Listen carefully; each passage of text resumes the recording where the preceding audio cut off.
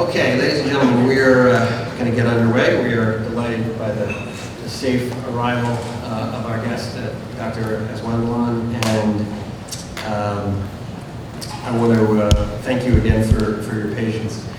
This is the first program in the First Council of Philadelphia's 2016-17 program season.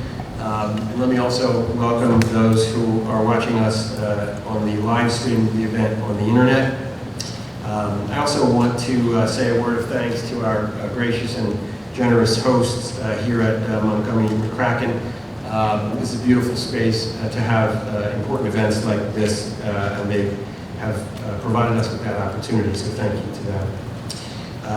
With the globally watched address at the World Affairs Council of Philadelphia by Janet Yellen, and the major health policy address by Vice President Biden, among many other significant events, we think we've sort of set a high bar for ourselves from our last program season. But we have a packed schedule this fall, which I hope you will explore further if you haven't already. And tonight's opening program, we think, certainly reaches for the same high bar as that past season. Fethullah Gülen and his Hizmet movement have been significant forces in world affairs for decades. Some have called Mr. Gülen the Martin Luther King of Turkey, while others have compared him to Ayatollah Khomeini. Most Americans probably never heard of Mr. Gülen until the monumental events of July 15th, when, during the apparent attempted military coup against the Turkish government of President Erdogan spoke live to his nation and to the world and laid responsibility for the coup attempt on Mr. Gülen and his supporters. Since July 15th, the Turkish government has launched a huge crackdown on opposition voices within that country over the objections of many in the United States, in Europe, and elsewhere. And the Turkish government has formally demanded that the United States arrest and extradite Mr. Gülen. These events have put great strain on the long-standing and very important alliance between the United States and Turkey, which affects global geopolitical interests from Russia to the campaign against ISIS and many others. Tonight we have a rare and valuable opportunity to hear directly from Mr. Gülen and from one of his leading colleagues, Dr. Alp Aslandogan, on these extremely timely matters. Indeed, we understand that these will be Mr. Gülen's first public comments since the official request by the Turkish government for his extradition. We are going to begin with filmed remarks by Mr. Gülen, recorded just yesterday afternoon. We are told that these remarks are responsive to a set of questions that the Council posed for Mr. Gülen to respond to. He will be speaking in Turkish, and Dr. Aslandogan will be translating. After the pre-recorded portion, Dr. Aslandogan will make some remarks of his own to further amplify the situation, and then he and I will have a conversation about these questions in more detail. Finally, we'll have an opportunity for questions from you in the audience. So, with that, let me just see if we are ready to go. Okay. Would you like to go from there? Sure. Okay, perfect. Please.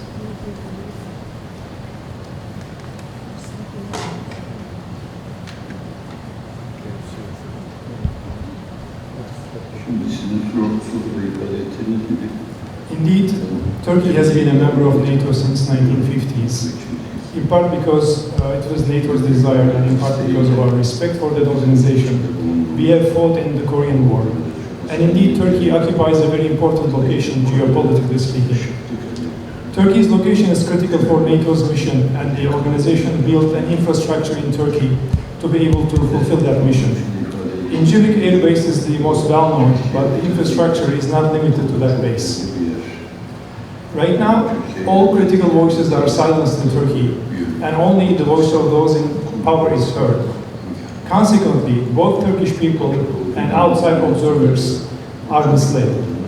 The misperception about the coup continues because there is only one voice. The government interprets everything according to their calculations. They are using this event to express the antipathy they already had against this movement. The coup attempt is serving to justify their plans to persecute Hizmet movement. International observers rightfully pointed out that the list of people to be dismissed, detained or arrested were ready. Indeed, this is a display of hate and rage that has been harbored by them, but they acted so prematurely that they did not realize how this will be perceived. Experts and observers ask, how can you round up thousands of people the morning after the coup, calling them coup perpetrators, kicking them out of their homes, declaring them monsters? You pick up people, men and women, from their homes and subject them to despicable treatment. Their enmity was such that they could not even plan this persecution properly. The social historians and social psychologists of the future will analyze these events, and these days will be recorded as dark pages of history. When something becomes a matter of international relations and diplomacy, there can be reluctance about taking certain actions that would otherwise be very reasonable. There is an alliance that dates back 60 years. The two countries stood and walked together for democracy.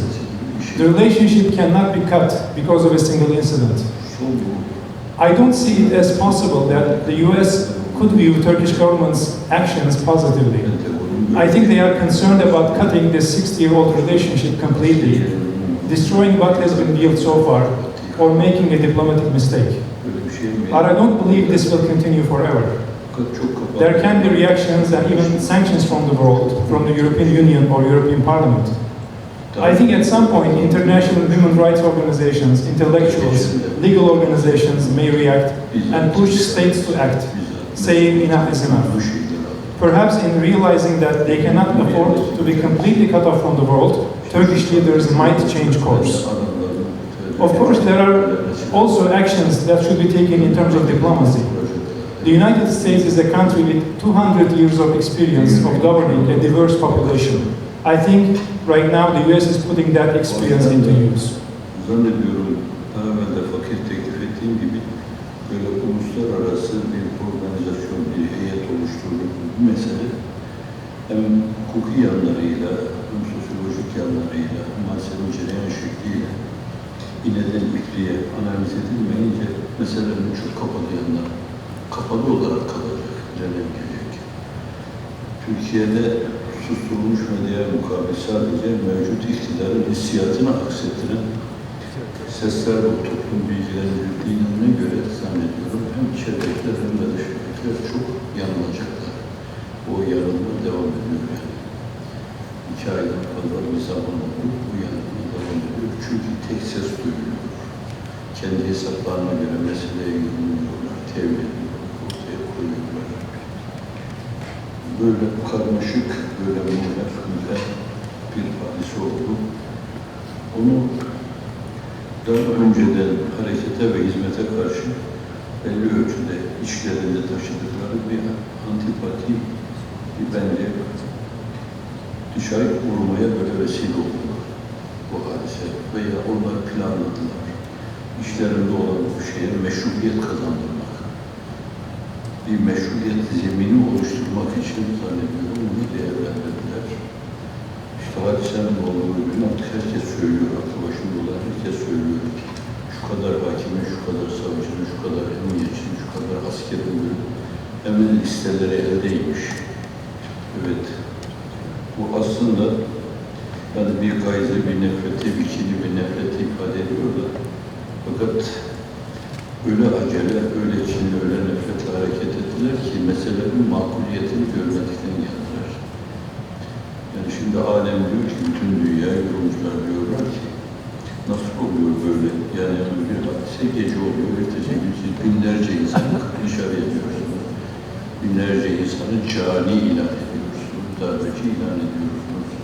Evlerinden alıyorsunuz, kadın erkek devlerinden herkesle çok olumsuz şeyler devam ediyorsunuz.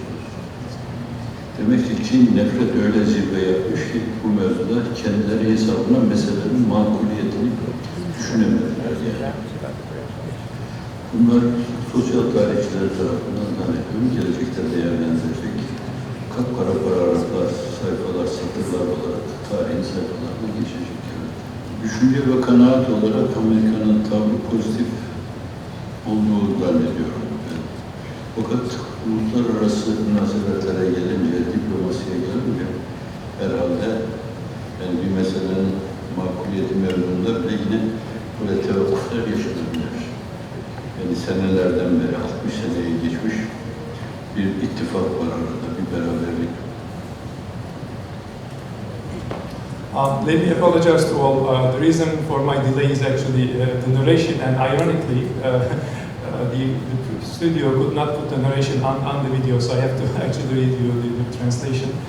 So this is the version that is actually longer than intended, so that's why there's a mismatch.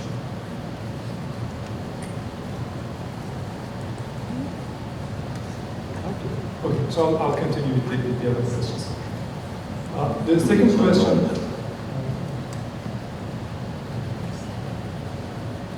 Başkanlık sistemine fakir benim, çok aklım vermedi.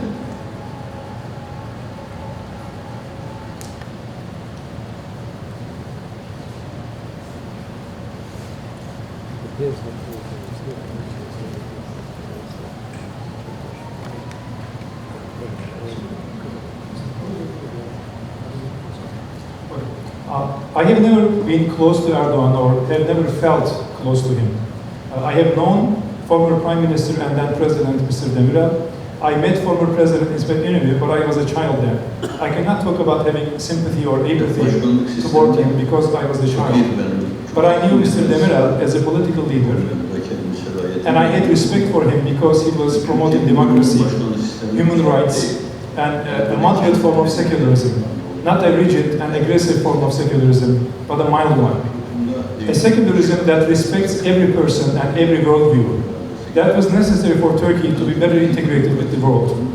Then came Mr. Turgut Özal, who also promised the same things. He was influenced by American culture and he knew the world. We had a personal friendship with him, but more importantly, because of his promises, I supported him. People around me who shared my feelings supported him too. The late Prime Minister, Mr. Gülen, also promoted democracy and was respected by his Met participants. Indeed, whoever promoted democracy, universal human rights, were supported by his Met movement participants. When Mr. Erdogan began preparing to start his own political party, he visited me. This was our first face-to-face meeting with him. I advised him regarding his relationship with Mr. Necmettin Erbakan, the leader of the party he was planning to depart from, and with the military, which staged multiple coups in the past and had significant power on domestic politics. I urged him to avoid confrontation with either Mr. Erbakan or the military. But later, I learned that on his way out, in the elevator, Mr. Erdogan told the person next to him that this movement should be finished off at the first opportunity. Therefore, despite the fact that the movement was much smaller at that time, it was still disturbing to him. The reason for them to appear warm to the movement for a while is now becoming more clear thanks to statements made by people close to Erdogan. They were expecting his Met participants around the world to act like members of Turkish Foreign Corps. His Met participants have been engaged in dialogue activities, promoting universal human values, organizing cultural festivals, bringing all colors of the world together. They were expected by Erdogan to promote him as a great leader, and in particular, the leader of all Muslims in the world. Such a promotion of an individual cannot be reconciled with promoting universal human values. But he did not welcome this attitude. Despite the fact that his Met participants around the world have not been against him, he regarded their lack of enthusiastic support for him as a sign of opposition. Then he began threatening to close down the college prep courses years before the public corruption probe. He himself said that he changed 4 ministers of education to be able to implement his plan against the schools. When the public corruption probe surfaced, it was immediately blamed on the movement. I still don't know who wiretapped those conversations. Were they domestic or foreign intelligence services? I don't know the members of the judiciary who conducted the investigation. I came to know them when their images began to appear on TV. But after blaming the probe on the movement, they began jailing people, appointing trustees to companies. Those so-called trustees took advantage of their positions to oppress people, and they became vehicles for confiscation of private property. The government silenced all positive voices. All of this happened prior to the latest coup incident. It is now understood that they have been seeking a one-man regime all along. On the wall of Turkish parliament, it is written that sovereignty belongs to people unconditionally. His ambition was to acquire sovereignty unconditionally for himself. He still has not abandoned that ambition. For a while, he used the members of the judiciary to bring part of the military under his tutelage. Once he achieved that, he turned around and let them out of prison, made an alliance with them, including Maoists, to target the very same members of judiciary that he used before. He used hate speech openly, he slandered people. This latest incident in July was also used to the same effect. In the future, when social historians, psychosociologists analyze these events, the ugliness of all of these will emerge.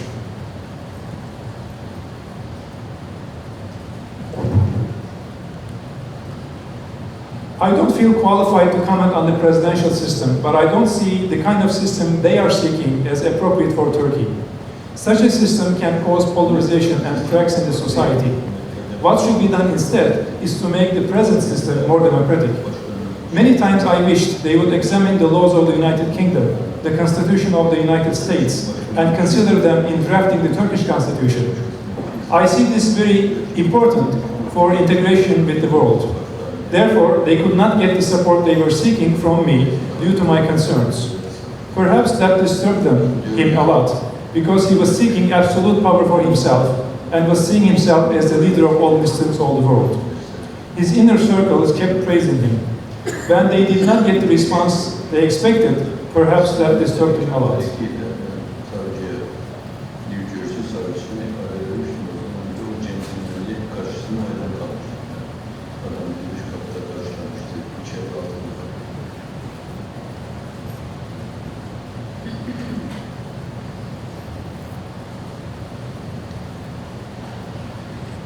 It's a long question. Wait, we didn't see the question. Read the question.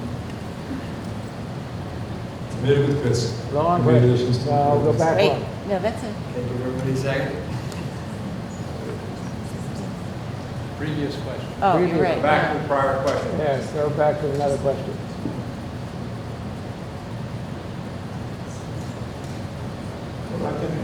There, that's it. There's an earlier one. Same one, really was. That's the same. That's the one that- that's the right.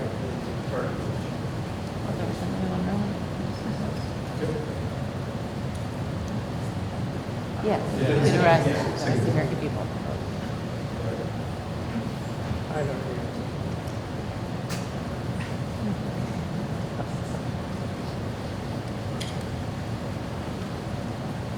The United States has strategic thought organizations, the think tanks. They have been leading the world for years. Due to this leadership experience, what these institutions will say probably be the last word on this matter. A totalitarian system can be tolerated temporarily as the lesser of two evils. But at the same time, they can try to do what is feasible in order to help a nation get out of a whirlpool in alliance with the world through measures that have teeth. If this is the long-term plan, then a totalitarian system can be tolerated for the short term. But to turn a blind eye to such a system indefinitely is disrespect to humanity. There are 5 essentials that religion and modern legal systems seek to protect: life and physical health, religion or religious freedom, mental health, family or dignity, and property. A 6th element can be added, and that is freedom. Bediüzzaman says that I can tolerate hunger and thirst, but I cannot be without freedom. For a human to be truly human, they need to be free. To deprive anyone of freedom is disrespect to all humanity. That is what is going on in Turkey today. Human rights are being trampled upon. I seek your excuse, but there are reports of rapes. Dead people are piled on top of each other like haystacks. Even the right to a proper burial is denied to some people.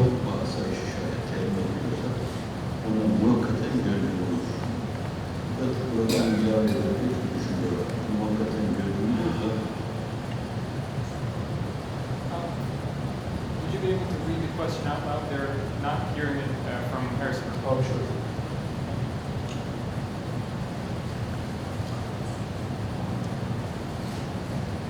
Most Americans, this is the question, most Americans and indeed people around the world first heard about you and your movement at the moment on the night of July 15, when President Erdogan accused you of being behind the attempted military coup in Turkey. What should our audience and other concerned citizens know about you, your history and your movement, to put the current controversy into what you see as proper context? Hizmet movement participants have established schools around the world without discriminating colors, valuing every human being simply because they are human beings. In the face of terrible weapons of today, trying to bring together fellow human beings, facilitating their conversation and reconciliation, blocking the paths that lead to violent conflicts, God willing. As pointed out by an intellectual at the beginning of the last century, we face three major problems. One is poverty, which led to a struggle between the communist and the capitalist systems in history. Prevention of poverty by establishing systems for investment so that everybody can have their livelihood somehow. Struggle against poverty, against ignorance, and against conflicts and polarization of the society driven by intolerance. These are problems of all humanity. These problems continue in the presence of weapons much more powerful than those dropped on Japan in the 1940s. May God protect us. The best way to prevent conflicts with catastrophic results is to integrate the white with the black, the blue, the pink, and the orange. Can we prevent such conflicts completely? But we must do what we can, and then we leave the rest to God. This was the foundational idea of Hizmet movement. People who devoted themselves to Hizmet movement acted with this perspective. How can we be sure that this is indeed the case? I think the latest episode in Turkey can be seen as a bright mirror on this matter. The institutions established by Hizmet movement participants were confiscated. People were subjected to oppression and tyranny, molestation, and unlawful acquisition of their private properties. My heart is aching. There are institutions where I stayed, where I worked in the construction of like a construction worker. They confiscated all of them. They kicked all of the people in those institutions out. Properties, companies or business owners have been transferred to the regulatory agencies. These are matters that touch one's heart. As I am touched and you are touched, so are thousands of people. Thousands of people have been left without food or drink in detention centers. In the face of all of this oppression, not a single individual attempted to raise their fist. If this is not proof that this movement is a humanitarian movement, then I think there is a serious case of blindness. Ben de diyorum bu tarihi bir meseleye kadar. İnsanları kaynaştırmak, uzlaştırmak. Bir yönüyle ister dinler arası, isterse kültürler arası diyaloğu temin etme, onun kalıcı.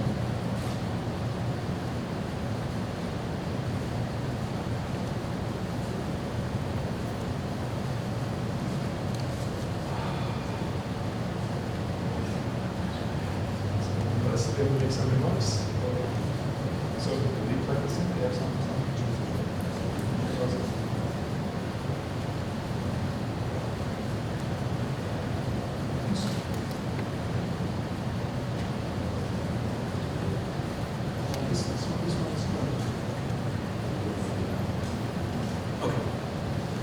Okay.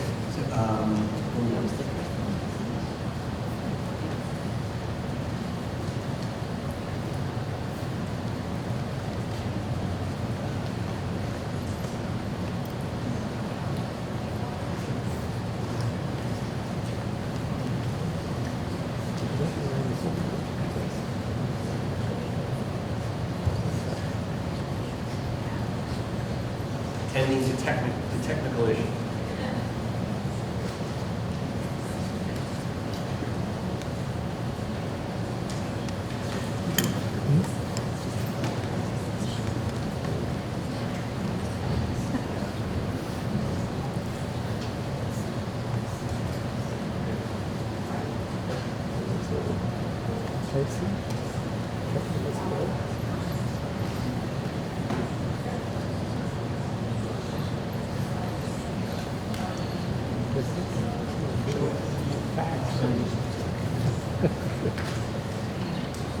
Okay.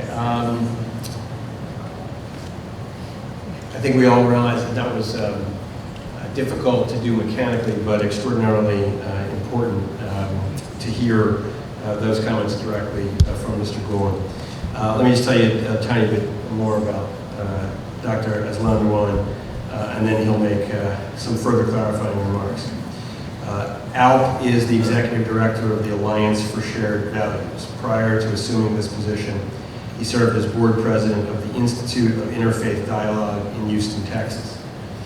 He has recently co-edited a book with a title that you'll instantly recognize as important to contemporary events. The title is Muslim Citizens of the Globalized World, Contributions of the Gülen Movement.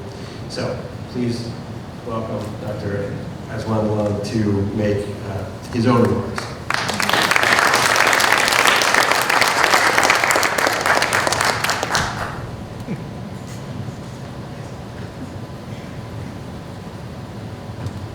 Good evening.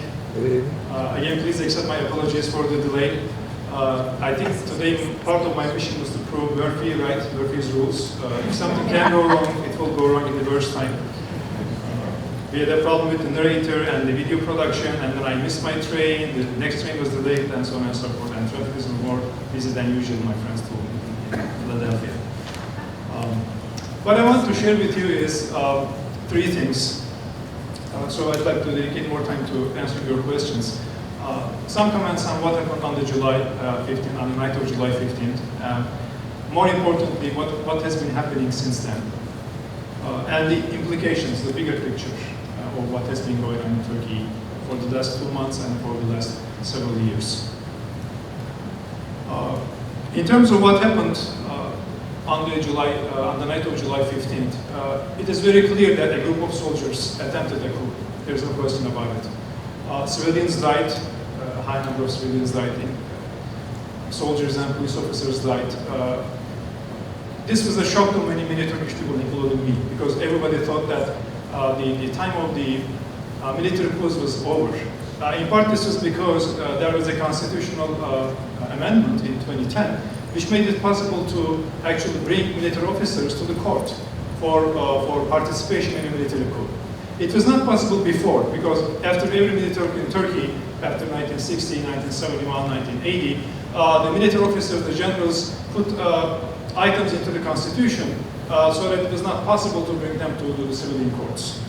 So this was changed in 2010, and everybody thought that no military officer would attempt a coup anymore. So it was a surprise.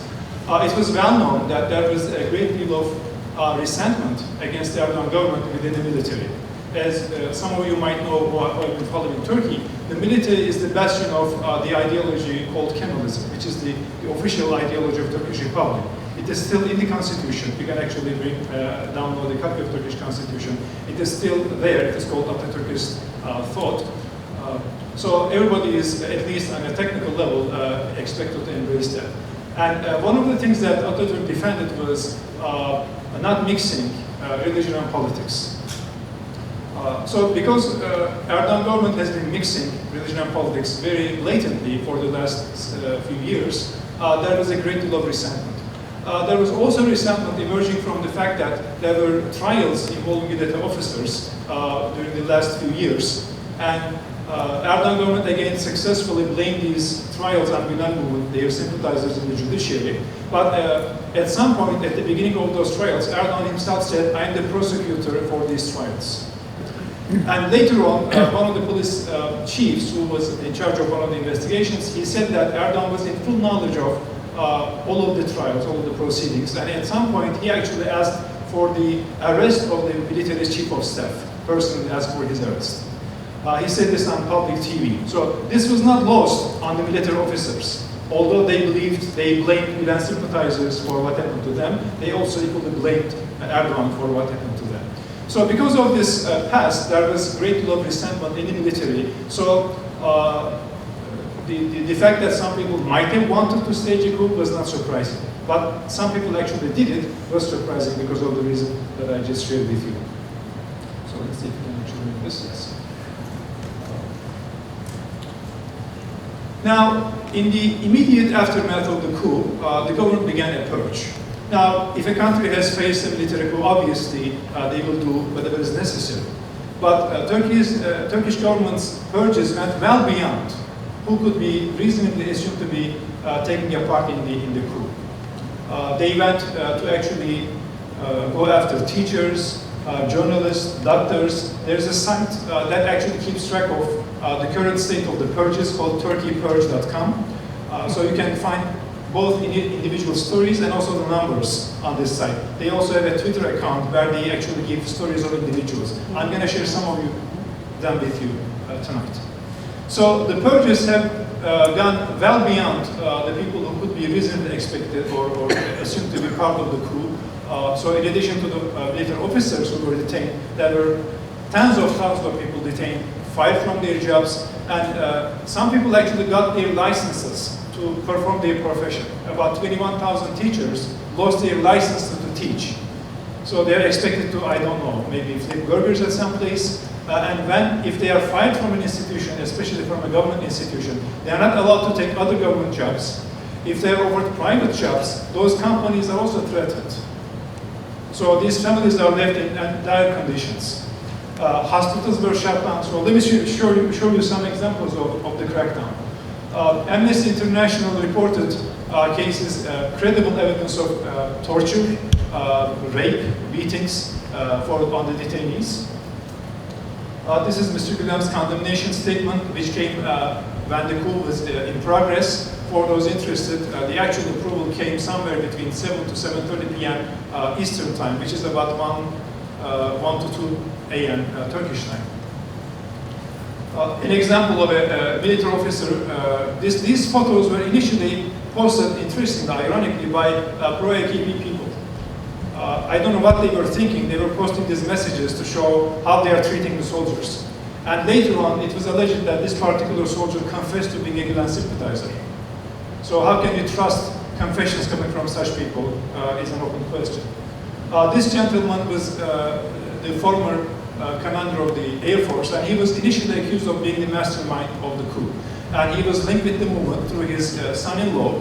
But later on, the military chief of staff's office issued a statement saying that he actually tried to stop the coup. So the same people who accused the movement because of him of masterminding the coup, shouldn't they now credit the movement for trying to stop the coup? But of course, they didn't do that. So the government's logic is like this. Turkey suffered a terrible coup. Civilians died, which we condemn. We all condemn, still condemn, any anti-democratic intervention in politics. The next step, officer testimonies prove that Gülen sympathizers did it. Therefore, we can go after all the Gülen sympathizers, the whole movement, about 1 million households. Everybody is suspect. They have to prove themselves innocent. They are assumed to be guilty. What should happen, the proper logic is this. Turkey suffered a terrible coup. There should be a proper investigation without fear of torture or reprisals against the family.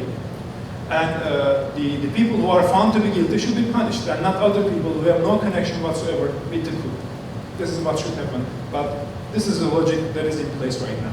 So delegations from Turkish government now come to the United States, to Canada, to other countries. They show terrible pictures and videos of the coup, and then they say, therefore, we can go after this whole movement, because they have done this. Without actually showing who actually shot people who actually were involved in the coup. We have identified so far 10 different categories of abuse. These include physical and verbal harassment outside of detention, inhumane detention conditions and torture, violations of right to travel, cancellation of tens of thousands of people's passports, denial of lawful employment, people lose their jobs, they cannot find other jobs, defamation and humiliation and smear campaigns on media against many segments of the population, denial of right to due process. Many elements of the due process are denied, they are skipped or completely denied. Denial of right to legal representation. Many legal offices have been raided, many lawyers have been detained. So people cannot find lawyers. There is now a black market of lawyers. For people in this movement to find a lawyer, they have to pay 3 times, 4 times the money that they would normally pay a lawyer. Many private properties have been confiscated. Violations of the family include detention of family members when somebody is not found at home, threats to the family, and they even threaten to put their children in the care of a government center as opposed to relatives. Even though when there are relatives present, the family is threatened that they're going to put your children into the government center if you don't comply, if you don't cooperate. They are being threatened by their families. And violations of right to shelter. Government is actually, some elements of the government party, their affiliates are pressuring the governing boards of apartment centers to kick off Hizmet sympathizers from the apartment units. Some examples. I tried to select some striking ones. Veteran journalist Nazlı Ilıcak. She is a Democrat. She is not a Hizmet participant. She is not movement affiliated. But she was just writing for a Hizmet affiliated paper. She is 72 years old. She has been victimized by all previous coups. She has been always pro-democracy, against the coups, and now she is arrested. Dr. Şahin Alpay, I met him personally, just one of the most wonderful men on earth. Very compassionate, a democratic person. He's an agnostic and socialist in terms of ideology. 72 years old, he is also arrested. He's in jail right now. His crime, he was writing for a Hizmet affiliated paper, that's it.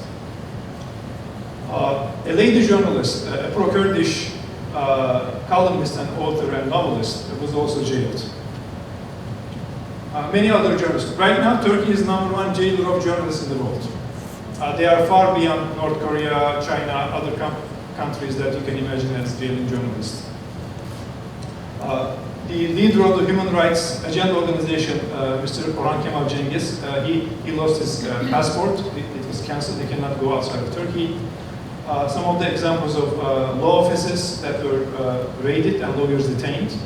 This is from the city of Antalya, Contemporary Lawyers Association. This gentleman, the deputy chairman, was detained and their law offices were raided. They shut down hospitals. I am yet to hear a reasonable, intelligent argument from anybody affiliated with the Turkish government to justify how they shut down hospitals. Has anybody heard of anything from media, any place, from delegate? I haven't heard of anything. How do you justify actually shutting down hospitals and firing doctors and nurses, providing valuable medical service to people of Turkey? So police waiting, and the hospital has to say to their former patients, we had to stop our hospital's activity. We apologize not being able to serve you. This is the hospital saying to their people. If there is anybody here who built a business or who built a non-profit that takes years and years, millions of dollars, you know the pain of this. It takes years, maybe decades to build a hospital. And maybe, I don't know, hundreds of people donated, some of them maybe millions of dollars, and now it is shut down. This is what's going on. An interesting aspect of the defamation against Mr. Gülen is that in pro-AKP rallies, they openly use hate speech. So this is completely tolerated. AKP officials don't say anything against such defamation. And notice, this is being done in Turkey, but there is also Arabic script. So this is clearly intended for the wider world, for the Muslim world. A very striking example, very unfortunate and sad example, a teacher, Mr. Gökhan Açıkoğlu, died in detention. He was suffering from diabetes. He was not old. He was in late 30s, I believe, or early 40s. And his father is still alive. His father has diabetes. And he was crying on TV because the authorities denied him access to his body.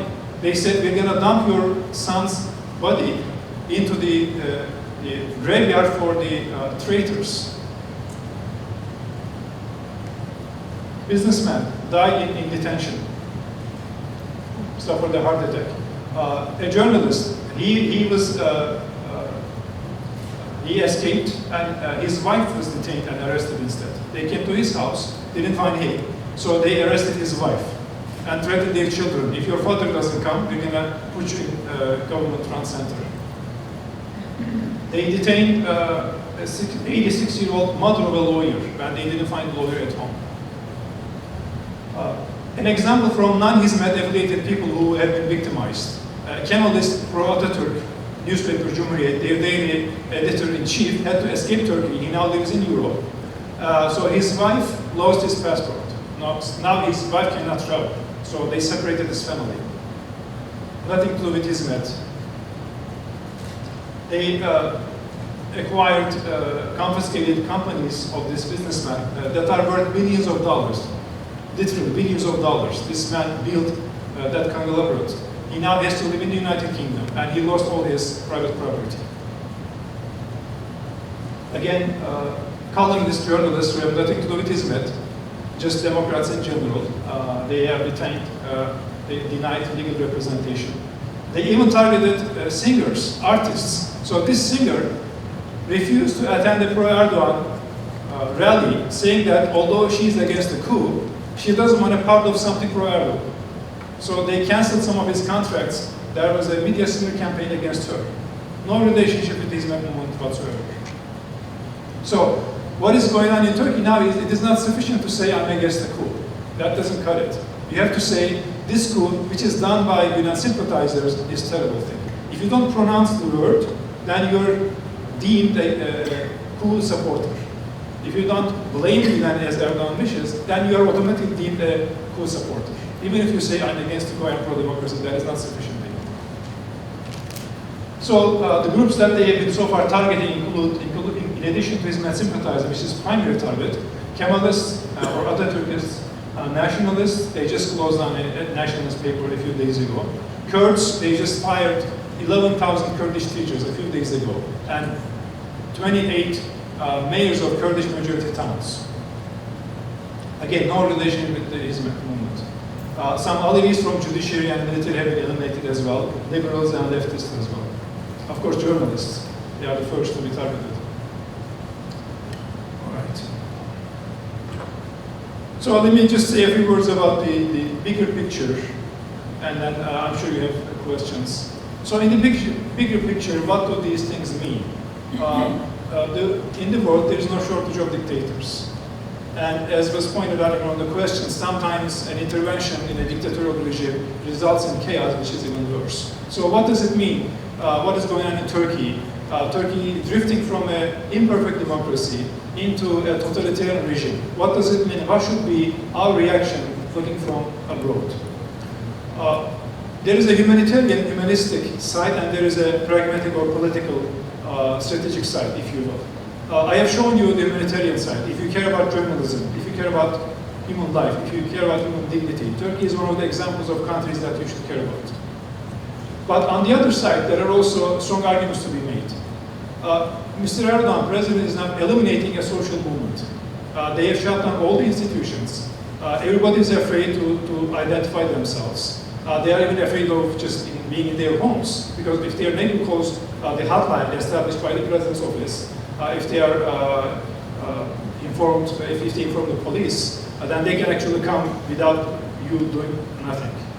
So they cannot be even safe in their homes. So the movement is essentially shut down in the country. But this movement is a movement that is known for the integration of the Islamic faith, observant Islamic faith, with the modern life, modern society. So who's going to fill the vacuum that is created by this absence? And all the signs are that the radicals will fill in the vacuum. Is it in the interest of the fight against ISIS? Is it in the interest of stability in the Middle East or not? There are ample reports of ISIS actually getting tacit support in Turkey. If you're interested, I'll refer you to a report by Foundation for Defense of Democracies. So they have actually listed the examples of ISIS getting tacit support in Turkey, like their members getting treatment in Turkish hospitals and then released without an investigation. All kinds of trade going on. Fathers, mothers complaining to police about their sons getting recruited and police not doing anything about them. There are so many accounts of ISIS getting tacit support. So there is a pragmatic and strategic and political argument to be made as well. In terms of coalition and assistance against ISIS in Syria, now Turkish forces have entered Syria. But is it their purpose really to help the United States and the coalition against ISIS? Or is it to make Erdogan a military hero as well? If it is the second one, this intervention and this presence might as well cause more trouble than it actually helps resolve. So I don't want to go along for too long. I just want to end by saying that this is not the first time President Erdogan is grabbing more power. There has been at least 3 previous incidents when he blamed either Hizmet movement or international conspiracy, and then he grabbed more power. After Gezi Park, he polarized the public. He blamed international interest lobby. And then he intimidated the secular business conglomerate Koç Holding and also the Doğan Media Group, which is one of the strongest ones, which was not one of their satellites. So now they are completely have become satellites of Erdogan regime. After the corruption probe in December 2013, the judiciary was brought under political control. Now, we cannot talk about any independence of any court in Turkey of the political party. And now, after the military coup, there's a systematic step-by-step approach to bringing the military training structure, reporting structure, and ascendancy under political control. What units, what commands report to whom, how they recruit recruits, how their members are trained, everything is being changed. And you can imagine what is the purpose of this redesign. So I just want to alert everybody that there's a human story, human tragedy for us to care. And also there is a pragmatic, very important political risk, strategic risk of Turkey actually becoming not a helper, but actually a contributor to the problems in the Middle East. Thank you for your time and attention.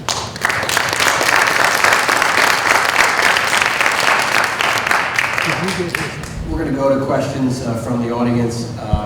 Haley here has a microphone. If you can raise your hands, she'll come around. And we will also, we're also going to be taking some questions that are going to be emailed into us from some of our viewers on the internet. Please. After President Erdogan, if I'm pronouncing his name properly, settles in as dictator of Turkey with no opposition, what could you kind of speculate as to what his domestic policy will be, what his foreign policy will be, and in the area of foreign policy, which nations does he consider to be his natural allies, which does he consider to be his natural enemies? Should I repeat the question or is it heard? I think it's heard. Well, of course, I can only say things based on the previous record of President Erdogan. There is a very clear ambition to consolidate all the power in his office and himself, and to appear like the leader of all Muslims in the world. So this would mean that Turkish government might try to exert influence in Muslim majority countries through various means. In terms of the alliances, I think the alliances of Turkey with the West have been troubling, hampering the consolidation of power in the hands of Erdogan. So I would not be surprised if those alliances are under severe tension and stress. We have seen Erdogan approaching Putin, visiting with him and making agreements. We can see Erdogan approaching other powers outside of the Western powers. And he might seriously try to develop additional relationships at the expense of Western alliances. Whether he can succeed in that or not, I cannot tell, but I can see that he will try to do those things because his Western alliances are not supportive of his ambition. In terms of Turkey's stance with respect to neighbors or adventures, I think a New York Times story reported that there is now a myth-making phase in Turkey. That is, Erdogan is being now made the national hero. The missing component is the military commander. So to make it possible, Turkey might go into military adventures, which might actually start something very serious in the region. So I'm very worried about those potentials.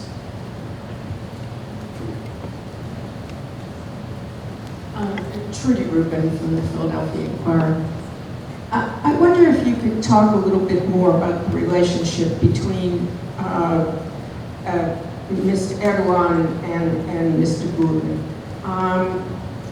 They did seem to be in an alliance for a while. The Gülen movement did seem to be involved in some way or sympathetic to the trials, Ergenekon, Sledgehammer.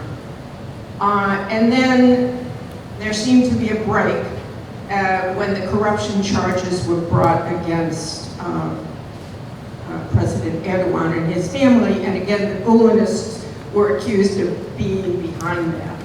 So I know that Mr. Gülen talked about these things, but could you elaborate a little about this relationship and why you believe it went sour if Mr. Gülen and your movement were not involved in the coup, then why did this one-time alliance turn so ugly? The relationship of the movement with the ruling party is, of course, it's partly public and clear, but there are many parts that have not become public, so it confuses people. And in Mr. Gülen's responses, you might have noticed, he started by talking about his relationship with former political leaders, because he's been around for decades before Erdogan came to the political scene. I think he's pointing that out to underline the fact that the support of the movement to any political entity has been principled in the past. And those principles were obvious. That is, the parties that promoted European Union membership, that promoted democracy, and that also promoted limiting the military's role in domestic politics. Those parties received the support of the movement participants. But Mr. Gülen or the movement participants have not engaged in a way, in a tit-for-tat or you scratch my back kind of relationship, although it was a possibility. In Turkey, there are certain groups who have engaged with political parties for such a relationship. For instance, in exchange for some seats in the parliament or maybe a cabinet seat, they completely devote themselves to a political party. And separate, I can actually name the names if you're interested.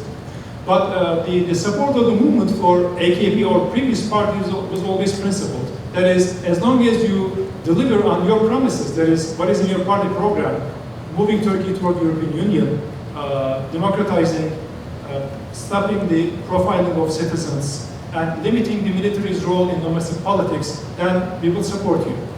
But there was a turning point after the third election victory of AKP.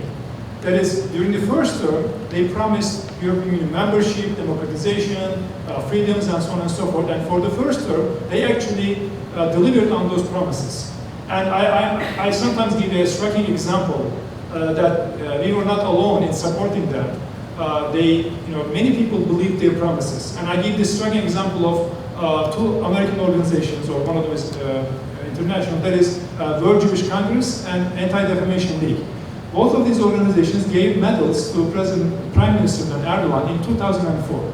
So these organizations are the ones who are most likely to be suspicious of somebody coming from a political Islamist background. But they gave him this medal because Erdogan promised democracy and also protection of Jewish citizens of Turkey. But later on, World Jewish Congress actually retracted their medal because he made a U-turn. It is the same reason for the movements retracting the support from the ruling party, because they made a U-turn after the third election victory. I think you all know that there is a two-term limit in this country. So now we begin to see the wisdom behind those people who designed that system. So after the third election victory, they began unwinding or reversing all of the democratic gains. So the U-turn from democratic path to the authoritarian path was the main reason for the departure. Now there are, of course, side stories. One of the stories is the military trials. There is a story about the Kurdish peace process. There are many things. So let me talk about the military trials. The movement's support for the military trials of the military officers, again, was on principle. And this is the principle. In Turkey, there were many military coups and tens of thousands of people suffered in the past. Not a single military officer faced the court. Up until 2010 or 2011, not a single military officer faced the court. And in the meantime, in 1980 coup, hundreds of Kurdish citizens were tortured in Diyarbakir prison, and a military officer was in charge of that prison.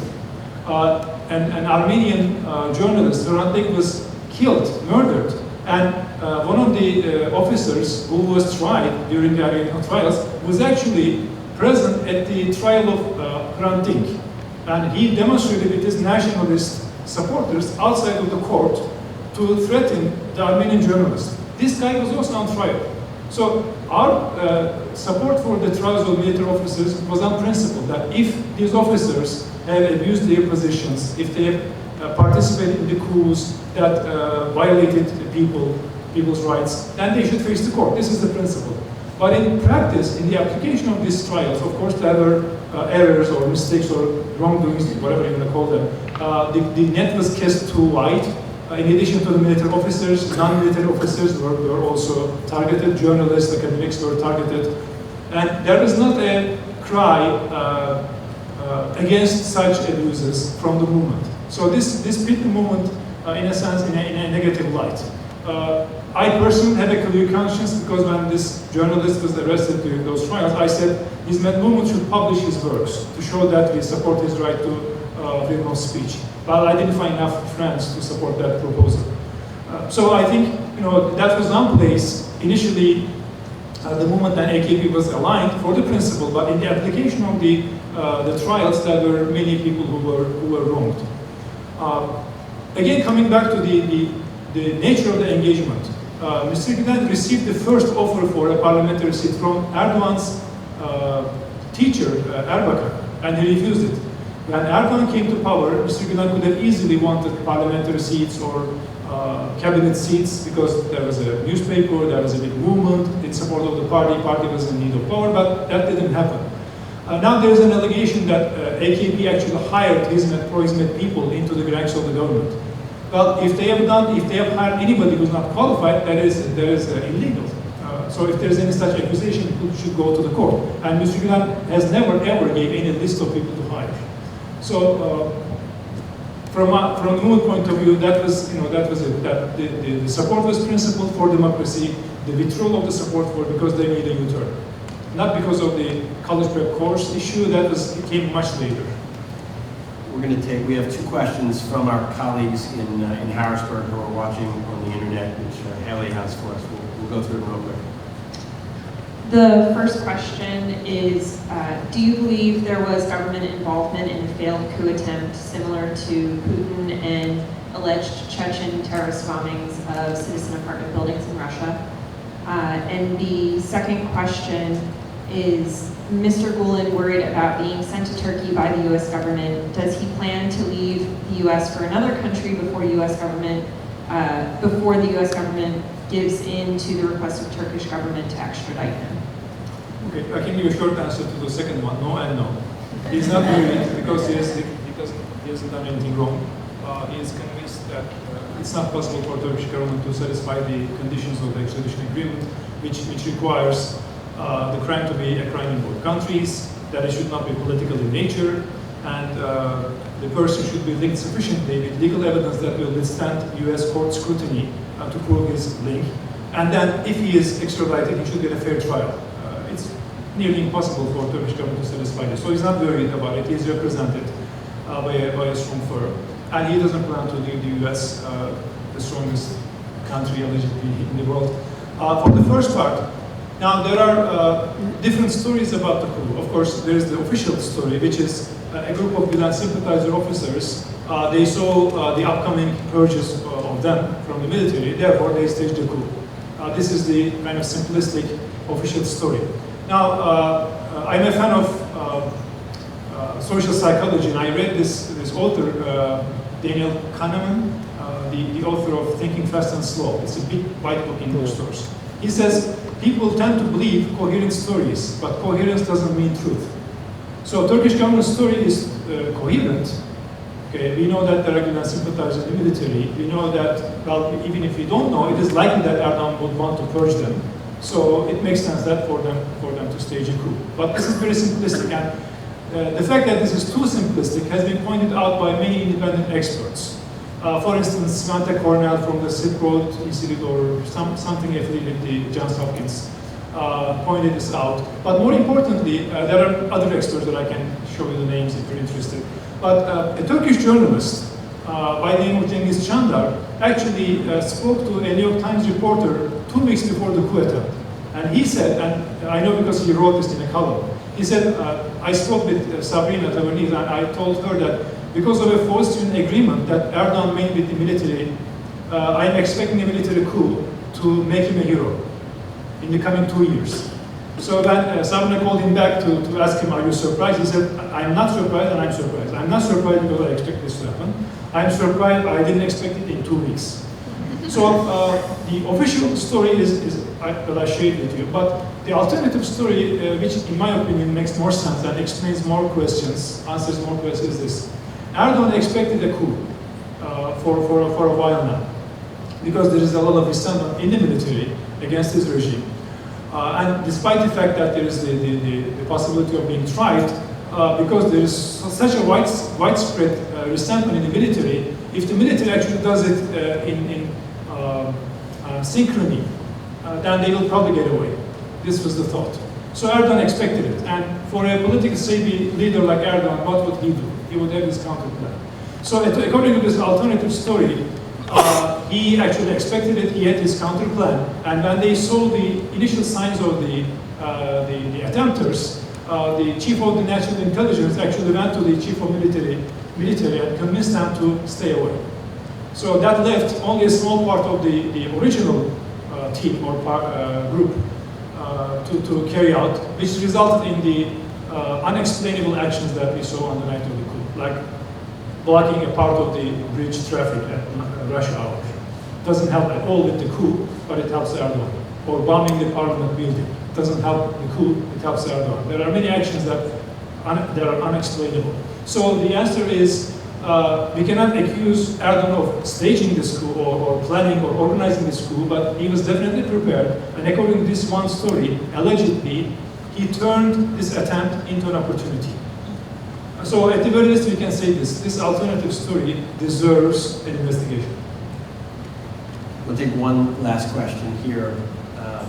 This gentleman, second one. This may not be a very coherent question, but my name is Gülen, and I'm a professor at the Wharton School, and I was also chief advisor to Prime Minister Fethullah. Could you speak louder in the microphone? My name is Gülen, and I'm a professor at the Wharton School, and I was also chief advisor to Prime Minister Fethullah. And I've been following the Turkish political movement since the mid-80s. And this is a very sort of difficult gathering because you have the right to talk about it. And Turkey is in such a state these days, you can make, and things are so bizarre that you can always have also a coherent story. And that would have a lot or less to do with the reality. So I've been following the Gülen movement in Turkey. And I found that this movement is very different there, or in a very different place than they have in the United States. And some of the things that we observed, it's very difficult to prove, but for example, the way they infiltrated in the state. Mike? And the movement infiltrated so much in the state, police, particularly in intelligence, universities, and in the army. And what was surprising that the extent of these infiltration has been really quite extensive, behind any precedence in history. So, what's your question? I'm sorry? What's your question, sir? Well, the question is this. I follow that, and since you presented everything as victims, but you've been with Erdogan for 12 years almost, and you have hand in everything. So how do you explain all of a sudden that you're victims and Erdogan is the villain? Because you were basically partners in crime. Before answering your question, let me point out that there is an irony in you or somebody else calling the presence of Hizmet sympathizers in Turkish government institutions infiltration. These are Turkish citizens. They have the constitutional right to be everywhere. If they have acted in illegal ways or unethical ways, like some suggest, if they have followed their elder brothers or Mr. Gülen rather than their superiors, that is obviously either illegal or unethical. And if there is such a claim, it should be brought to the court and they should be investigated and sentenced if that's true. If that is not true, if these people have not acted illegally or unethically, then seeing this as infiltration, I think it's a form of racism. Not for you personally, but I'm talking about the language being used in Turkey very widely. So I think we should point this out, that these are citizens of Turkey. They have every right to be present in those institutions. As long as they are acting legally and ethically, nobody can criticize that. Now, I don't want to whitewash the movement in any sense of the word. I'm aware of what you're talking about. In Turkey, movement sympathizers have voted for Erdogan. The people in the bureaucracy and judiciary and other places, they acted in ways that ultimately helped Erdogan. So in those military trials or other action of the government where Gülen sympathizers were present, I'm not saying that they are all angels and they have not wronged people. I am all in favor of revealing them, clarifying them, exposing them, and together, I think Mr. Gülen will also be alongside, we will condemn them all. If somebody has been part of sentencing somebody unjustly, let's condemn them all. Let's bring out the evidence and then condemn them all. So our stance is this. We're not claiming that all these people are innocent and they have not done nothing wrong. If they have not actually done something wrong, then it should be considered an individual wrongdoing or crime, and they should be held responsible because of the principle of individual responsibility. If there is a systemic problem in the movement, then that should also be pointed out based on data, not based on claims or allegations. If there's a systemic problem that breeds wrongdoing, then we are also open to it. My office, our foundation, we have been gathering social scientists to study the movement and make recommendations to leaders of NGOs within the movement to move the movement in more humanist, in more democratic ways, to get rid of some of the baggage that we inherit from Turkish cultural history. Because movement participants, remember, they are not shaped solely by the movement. They are shaped by their parents, their childhood experience, they are shaped by Turkish educational system, the soldiers are shaped by Turkish military, the teachers are shaped by schools of faculties of education. So we cannot blame for the alleged wrongdoings everything on the movement. The movement's principles and the ideals are there. If people violated them, then they should be held responsible individually. If there is a systemic problem, we are open to considering all of the objective evidence for that. We thank you for your question. The World Affairs Council obviously exists for a lively exchange, a thoughtful and civil exchange of different points of view. And I think we've heard some of that tonight. We've afforded some of that tonight that maybe hasn't been out in the media as well. I want to thank everybody for your patience and staying with us. I think this has been important, and we are adjourned. Take care.